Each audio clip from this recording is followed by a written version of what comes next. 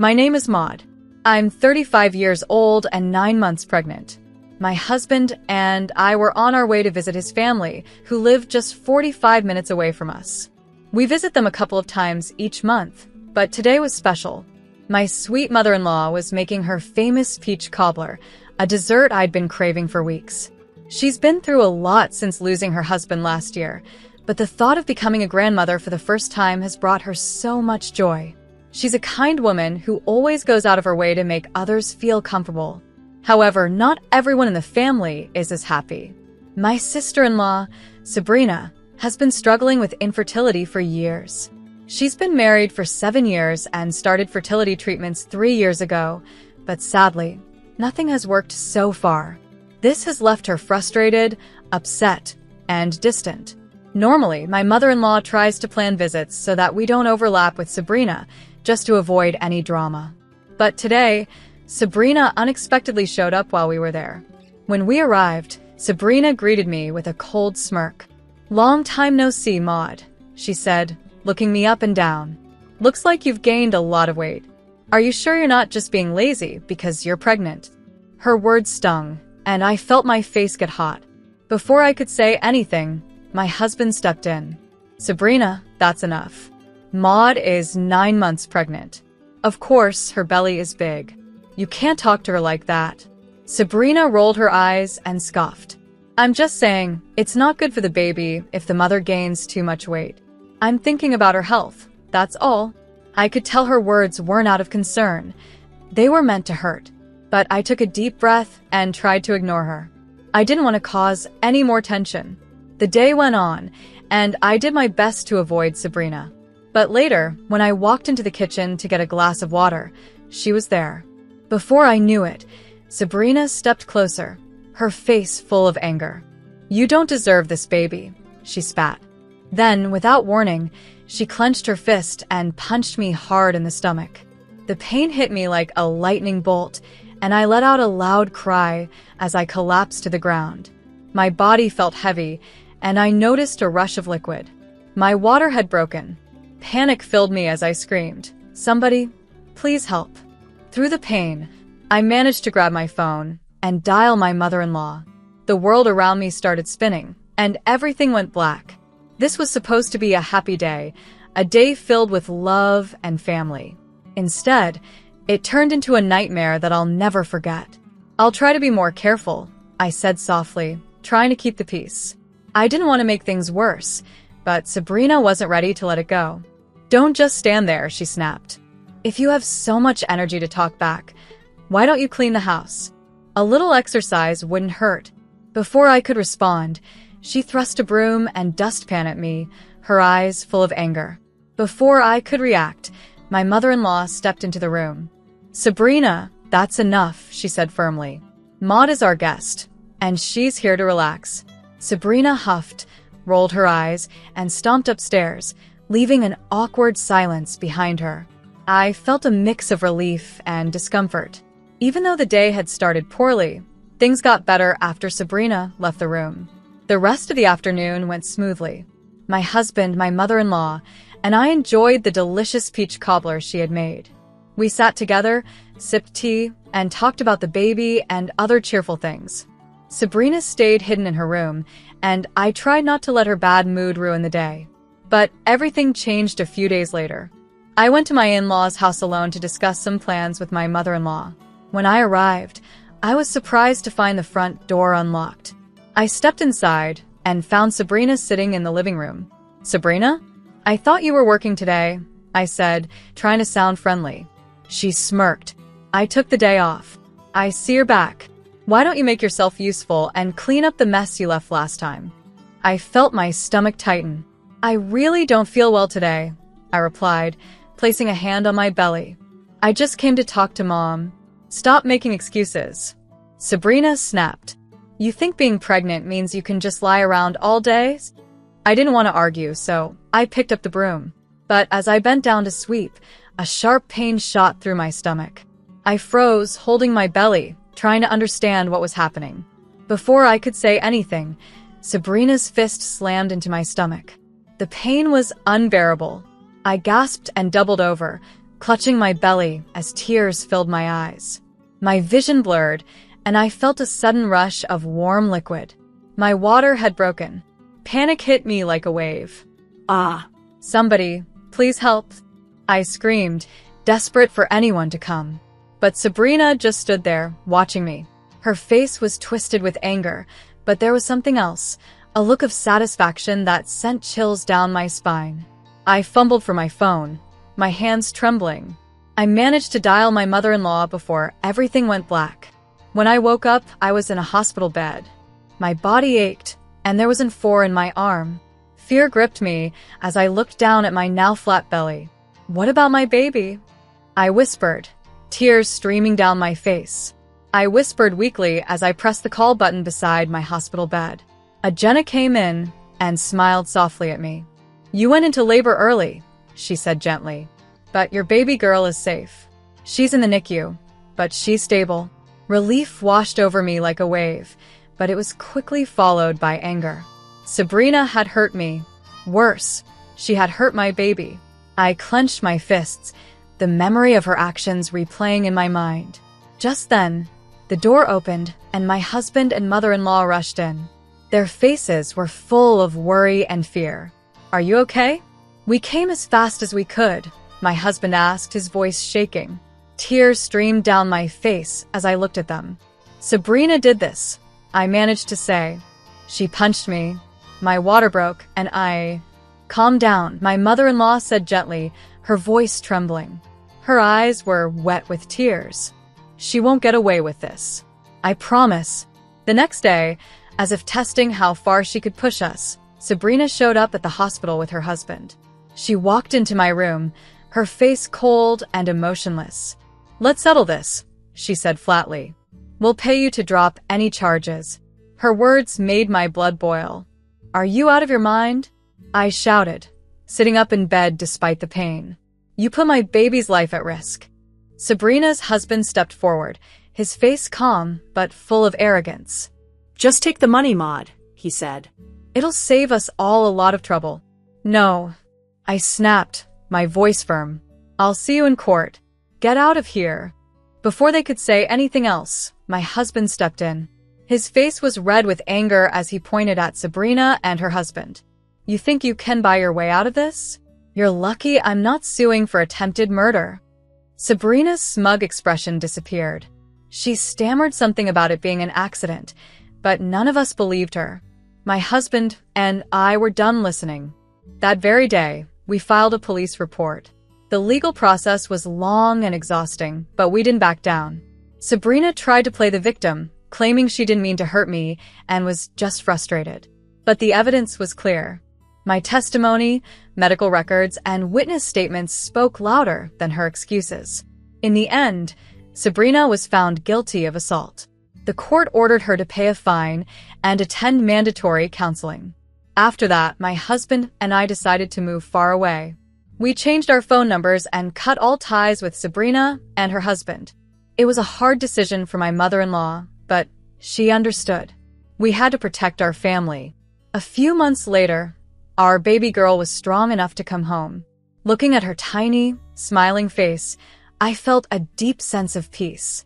We had been through so much, but now we had a fresh start.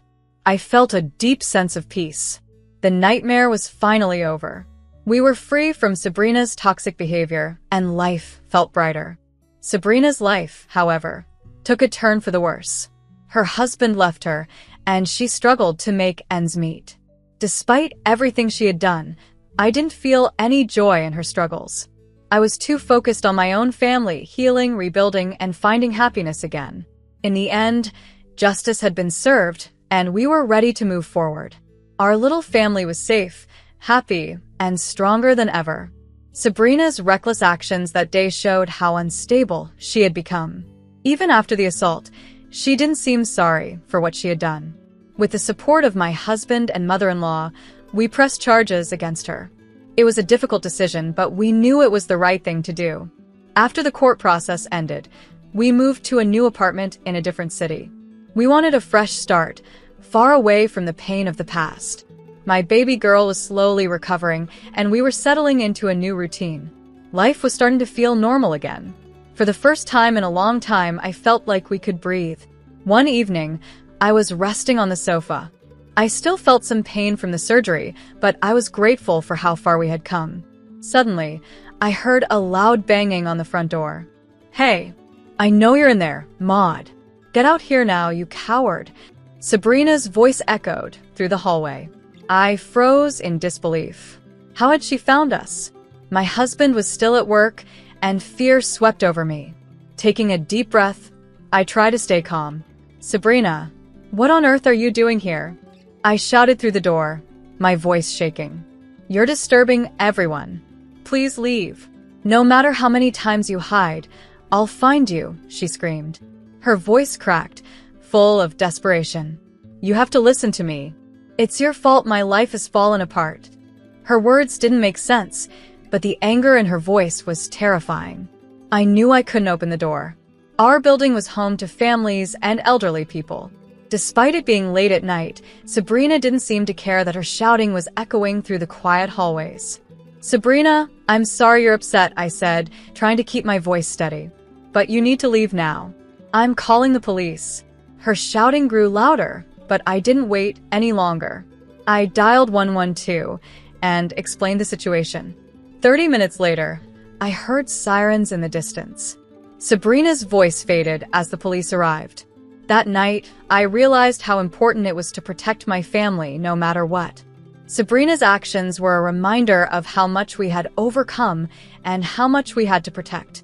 Together, we would continue to heal and move forward, leaving the past behind. "I'm not opening the door, Sabrina," I said firmly, trying to sound stronger than I felt. My voice was steady, but inside, I was trembling with fear. "Please, Maud, just listen to me," Sabrina cried, banging harder on the door. "You've ruined everything. It's because of you I lost my husband and my life. It's not fair that you get to be happy while I'm miserable." Tears filled my eyes as I leaned my back against the door for support. Her words didn't make any sense. It felt like she saw my pregnancy as some kind of competition she thought she had lost. But there was no competition. I never wanted to hurt her, and I couldn't understand why she was blaming me for her problems. "Sabrina, you need help," I called out softly, trying to stay calm. "Hurting me won't fix anything. This isn't the way." Her tone changed in an instant, becoming sharp and bitter. "You should have waited until I got pregnant first. You should have thought about my feelings. You should have." Her rant was cut short by the sound of sirens blaring outside. Someone in the building must have called the police. Sabrina must have heard them too because her voice suddenly turned panicked. "No." "What do you mean the police are here?" she whimpered, her tone shaky. "Maud, please. Don't let them take me. You have to hide me." I stayed silent. I wasn't going to protect her this time. She needed professional help, and maybe this was the first step toward her getting it. 30 minutes later, the police arrived and began speaking to Sabrina right outside my door. I opened the door just a crack and explained the situation as calmly as I could. Just then, my husband came home. The moment I saw him, I broke down.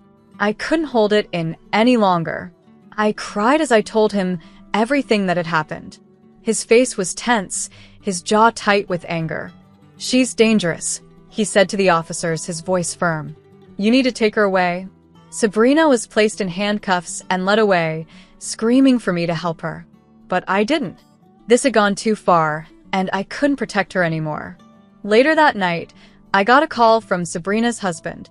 His voice was shaky and filled with desperation. "Maud, I'm divorcing Sabrina," he said suddenly. "I can't do this anymore. "Please don't involve me in this mess." I was shocked by his words. "What?" "You're just going to leave her?" I asked, stunned. "Yes," he said flatly. "I have to. If I stay, I'll lose my job. The scandal is already too much. My boss found out what happened at the hospital, and I'm being transferred to a regional office." I hung up the phone, feeling a mix of anger, sadness, and relief. Sabrina's life was unraveling, but my priority now was to keep my family safe. I can't keep covering for her. "Just leave me out of it," Sabrina's husband had said over the phone. As I hung up, my emotions were all over the place. Part of me felt sorry for him, but another part couldn't forgive the fact that he stood by Sabrina's side when she tried to bribe us. He had been just as guilty as she was at that time. Over the next few weeks, Sabrina's life continued to fall apart. The legal battle drained the little savings she had left, and her reputation was completely destroyed. She moved from one friend's house to another, trying to find a place to stay, but her behavior pushed everyone away. Eventually, she had no choice but to take part-time jobs just to survive. Meanwhile, my husband and I focused on rebuilding our lives. We changed our phone numbers again to ensure Sabrina couldn't contact us. We cut all ties with her and anyone connected to her. Most importantly, we poured all our energy into caring for our daughter, who is still recovering. A few months later, our little girl was finally strong enough to come home from the hospital. Seeing her grow healthier and stronger each day made every struggle worth it. Her tiny giggles filled our home with joy, and for the first time in a long time, I felt like we could breathe again. One afternoon, as I sat by her crib watching her sleep peacefully, I felt an overwhelming sense of gratitude. We had been through so much pain and fear, but we were finally free from Sabrina's toxic presence. My mother-in-law stayed in touch with us and apologized every chance she got. Though it hurt her to see the family so broken, she understood why we needed to keep our distance. We had to protect ourselves and our daughter. I had heard rumors about Sabrina. People said she had fallen deep into debt. With no friends, no family, and nowhere to go, she was barely surviving. Part of me felt a small flicker of pity for her. But then, I remembered the fear I felt when she banged on my door, screaming. I remembered the pain and the risk she had put my daughter through. That flicker of pity disappeared just as quickly as it came. Sabrina had made her choices, and now she was facing the consequences. After all the chaos, my husband and I decided it was time for a fresh start. We moved to a new city, far away from any reminders of the trauma we had endured. We made new friends, found a supportive community, and began focusing on our future as a family. Slowly, the scars Sabrina had left began to fade. Our daughter grew stronger every day, her laughter filling our home with warmth and happiness. Watching her smile, I knew we had made the right decision to fight for our peace. Sabrina's story ended on a sad note. With her reputation ruined and no one left to support her, she became a shadow of the person she used to be. She had lost everything: her family, her friends, and even her sense of stability. But by the time it all fell apart for her, I no longer feared her. At one point, Sabrina had been a constant source of pain and stress in my life. Her actions had put my daughter and me at risk, and for a long time, I lived in fear of what she might do next. But now, that fear was gone. What replaced it wasn't anger or pity. It was indifference. I didn't care about Sabrina's fate anymore. My focus had shifted completely to my family. After everything we had been through, my only priority was our happiness and safety. That was all that mattered to me now. It took time to reach this point. The struggles my husband and I faced were heavy, but they were worth it because we won our freedom. Justice had been served, and we had worked hard to rebuild our lives. Moving to a new city helped us heal. We found a fresh start in a place where Sabrina's shadow couldn't reach us. We made new friends, found a community that supported us, and began focusing on the future. Our daughter was a constant reminder of how far we had come. Watching her grow stronger each day filled our hearts with joy. Her laughter brightened our home and gave us hope. She was proof that no matter how hard things got, we could overcome anything as a family. My mother-in-law stayed in touch with us and was supportive throughout everything. Though she felt heartbroken by the fallout with Sabrina, she understood our need to distance ourselves from the pain. She wanted us to live in peace, even if it meant keeping her relationship with Sabrina at arm's length. Every now and then, I would hear rumors about Sabrina. People said she was working part-time jobs just to survive and was deeply in debt. She had no real support system left and seemed to be barely making it. There were moments when I thought about feeling sorry for her, but those feelings didn't last long.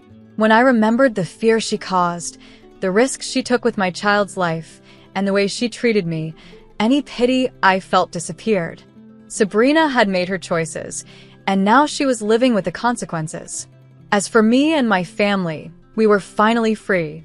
Free from Sabrina's toxicity, free from her anger, and free from her shadow.